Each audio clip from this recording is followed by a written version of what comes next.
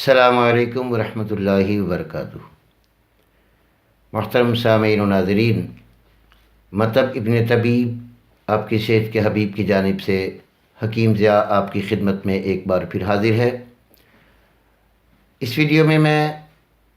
ذکاوت حس کو بیان کرنے والا ہوں، جو ایک ایسا خطرناک مرض ہے کہ اچھے بھلے مرد کو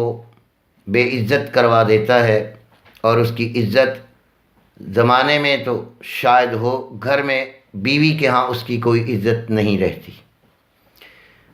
ذکاوت حس یعنی ایسی حس اور ایسی عصبیت بڑھ جانا کہ انسان ذرا سا سیکس کا بیوی کا سوچے بھی تو اس کا مادہ نکل جائے، اسے ذکاوت حس کہتے ہیں۔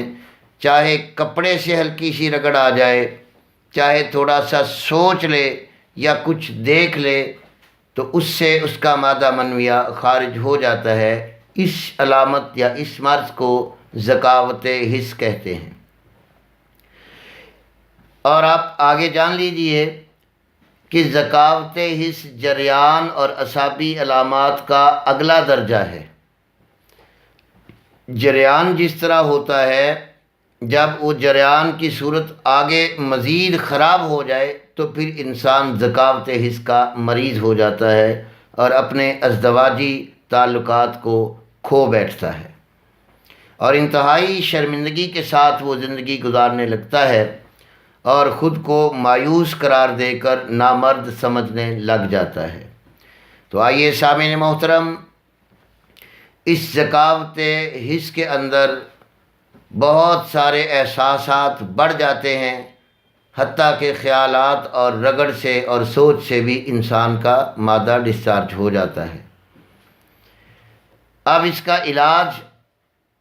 آپ ذہن میں رکھیں، وہی ساری پچھلی ویڈیوز اگر آپ نے میری سنی ہے تو اعصابی چیزوں سے پرہیز رکھیں، عضلاتی چیزیں ڈٹ کر استعمال کریں، اور ساتھ ذکاوت حس کے لیے آپ نے کسی اچھے طبیب کو چیک اپ کروا کر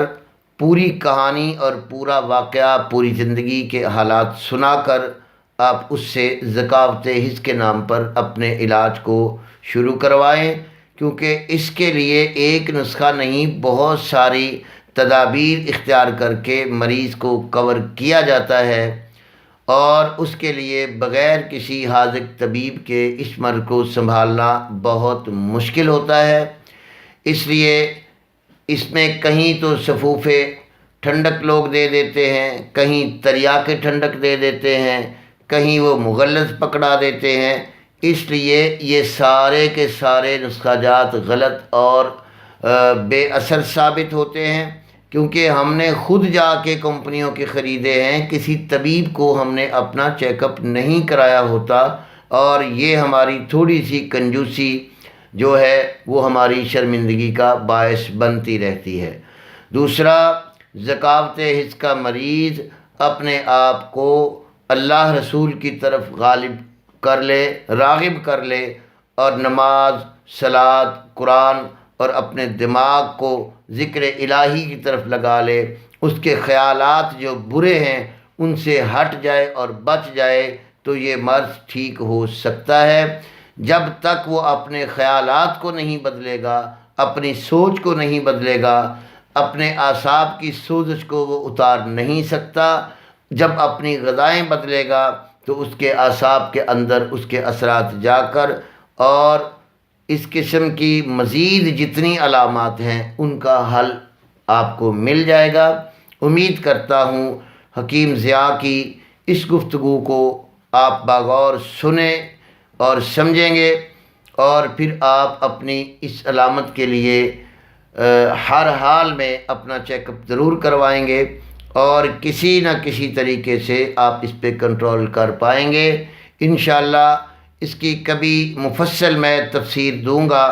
وقت کم ہونے کی وجہ سے اور ویڈیو لمبی ہونے کی وجہ سے میں انہی الفاظوں کے ساتھ آپ سب دوستوں سے اجازت چاہوں گا، اور یہ گزارش کروں گا کہ آپ اگر میرے چینل پر نئے ہیں تو اسے سبسکرائب بھی کر لیجئے، ویڈیو کو لائک بھی کیجئے اور بیل آئیکن کو بھی دبا لیجئے تاکہ آپ کو آنے والی نئی ویڈیوز کا نوٹیفیکیشن ملتا رہے اور آپ ابن طبیب آپ کی صحت کے حبیب چینل کے ساتھ جڑے رہیے۔ السلام علیکم ورحمۃ اللہ وبرکاتہ۔ اگر یہ عوامی خدمت کی ویڈیوز اور ابن طبیب کا چینل آپ کو اچھا لگ رہا ہے اور آپ کو اس میں کوئی فائدہ مل رہا ہے صحت کے لحاظ سے، تو آپ میرے اس چینل کو سبسکرائب بھی کیجئے، لائک بھی کیجئے، بیل آئیکن کا بٹن بھی دبا لیجئے اور اپنے ضرورت مند دوستوں کو اخلاص سے آپ اس کو شیئر بھی کیجئے تاکہ آپ کی وجہ سے کسی اور کا بھلا ہو جائے۔ السلام علیکم ورحمۃ اللہ۔